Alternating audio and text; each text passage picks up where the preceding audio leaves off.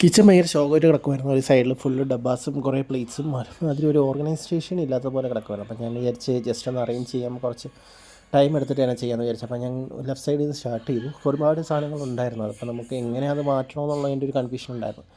അപ്പോൾ ചെറിയ ചെറിയ ഡബ്ബാസും അതേപോലെ ഗ്ലാസ്സസ് എല്ലാം കൂടെ ഒരു സൈഡിൽ ഒതുക്കി വെച്ചിട്ട് ബാക്കിയെല്ലാം കൂടെ മറ്റേ സൈഡിലോട്ട് മാറ്റി. അതാകുമ്പോൾ അവിടെ കുറച്ച് സ്പേസ് കിട്ടുന്നുണ്ട്. കാരണം ഓവൻ വരുന്നത് കൊണ്ട് അവിടെ ഭയങ്കര പ്രശ്നമായിരുന്നു. അപ്പോൾ ഓവനൊന്ന് ഓർഗനൈസ് ചെയ്ത് വെച്ച് കഴിഞ്ഞാൽ ബാക്കിയുള്ളതിൻ്റെ നമുക്ക് പതുക്കെ ചെയ്താൽ മതിയല്ലോ. അപ്പോൾ ഞാൻ ഓരോന്നായിട്ട് മാറ്റി തുടങ്ങിയിരിക്കുന്നു. ഭയങ്കര പൊടിയായിരുന്നു. ഒരുപാട് ദിവസമായിട്ട് അത് പ്രോപ്പറായിട്ട് ക്ലീൻ ചെയ്തിട്ട്.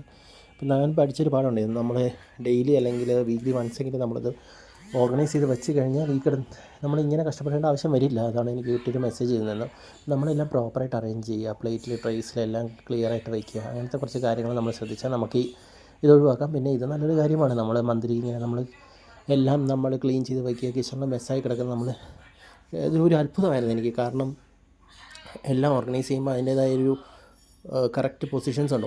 ഓരോ സ്ഥലത്ത് ഇരുന്നാൽ മാത്രമേ അത് കണ്ടിന്യൂസ് ആയിട്ട് അവിടെ ഇരിക്കും. അപ്പം മരുന്നുകളും നമ്മുടെ ഓയിലും പിന്നെ കിച്ചൺ യൂട്ടൻസിൽസ് അതുപോലെ സ്മോൾ പ്ലേറ്റ്സ് എല്ലാം കൂടെ ഒരു ഓർഗനൈസേഷനും വെച്ചിട്ട് ബാക്കിയെല്ലാം കൂടെ വേറൊരു കാറ്റലോഗ് ആയിട്ട് മാറ്റി കഴിഞ്ഞാൽ നമുക്ക് അങ്ങനെ ചെയ്യാൻ പറ്റും.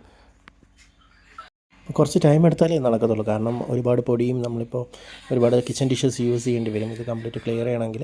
അപ്പോൾ അത്യാവശ്യം നല്ല ടൈം എടുക്കും, നല്ല പേഷ്യൻസ് വേണം. പിന്നെ ചെയ്യുന്നത് എത്ര ക്വാളിറ്റിയോടെ ചെയ്താൽ മാത്രമേ നമുക്കത് മെയിൻറ്റെയിൻ ചെയ്യാൻ സാധിക്കുള്ളൂ. നമ്മൾ ഈ മെയിൻ്റെനൻസിലാണ് ഏറ്റവും കൂടുതൽ ഇഷ്യൂസ് വരുന്നത്. അപ്പോൾ മെയിൻറ്റെയിൻ ചെയ്യുമ്പോൾ മാക്സിമം നമ്മൾ ക്വാളിറ്റിയുള്ള സാധനങ്ങൾ യൂസ് ചെയ്യുന്ന ക്ലീൻ ചെയ്യാം.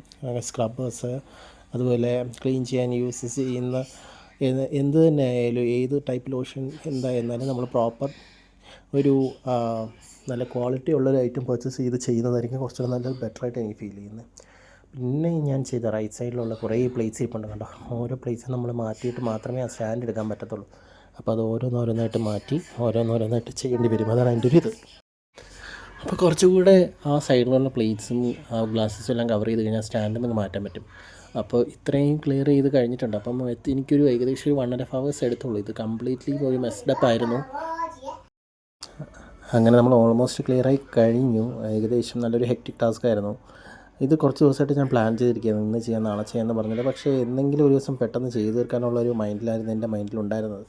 അപ്പോൾ അത് പെട്ടെന്ന് നമുക്ക് പെട്ടെന്ന് അങ്ങ് തോന്നിയ ഒരു ഐഡിയ വേഗം തീർക്കാമല്ലോ. കാരണം ഇത് ഒരുപാട് ദിവസം കഴിഞ്ഞ് കഴിഞ്ഞാൽ ഭയങ്കരമായിട്ടത് സ്മെല്ലി ആയി തുടങ്ങും. അപ്പോൾ നമ്മൾ ഈ അറേഞ്ച്മെൻറ്റ്സ് ഒക്കെ അപ്പോൾ തന്നെ ചെയ്ത് കഴിഞ്ഞാൽ കുറച്ചുകൂടി നല്ല ബെറ്റർ ആയിരിക്കും. ഇത് കഴിഞ്ഞിട്ട് ഞാൻ നിങ്ങളെ കാണിക്കാം ഒരു വീഡിയോ. അത് ഇങ്ങനെയാണ് ഓർഗനൈസ് ചെയ്ത് എൻ്റെ ഒരു ഐഡിയയിൽ ഞാൻ ഓർഗനൈസ് ചെയ്തതെന്ന്. അതിങ്ങനെ ഒരു വീഡിയോ ഇതിൻ്റെ ടെയിൽ എൻഡിൽ തന്നെ ഒരു വീഡിയോ കണ്ടോ.